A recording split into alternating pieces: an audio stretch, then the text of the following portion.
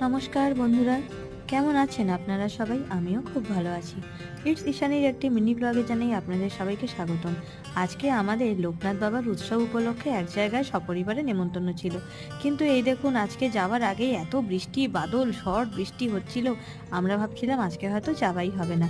কিন্তু যাই হোক, হয়তো আজকে কপালে ছিল তাই আমাদের আজকে যাওয়া হলো। আমরা সবাই সপরিবারে প্রথমে চলে গেছিলাম। প্রথমে যেখানে অনুষ্ঠানটা হচ্ছিল সেটার একদম কাছাকাছি আমার মেজো জায়ের বাপের বাড়ি। ওজন্য আমরা আগে ওখানে গেছিলাম। কিছুক্ষণ ওখানে বসলাম। ওখানে নতুন কাকিমা গাছ থেকে একটা আমও পেলো।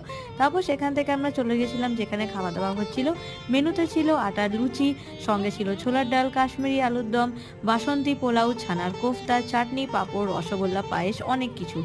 তো এই সব খেয়ে আমাদের পেট একদম ফুল হয়ে গেল। খুব ভালোভাবে খেলাম। ফেরার পথে একটু ঘরের জন্য দুধ, দই সবকিছু নিয়ে ফিরছিলাম। বউও আমাদের দেখে খুব এক্সাইটেড হয়ে গেল। এটা ছিল আজকের মিনি ব্লগ। কেমন লাগলো অবশ্যই জানিও। আর দেখতে থেকো ইটস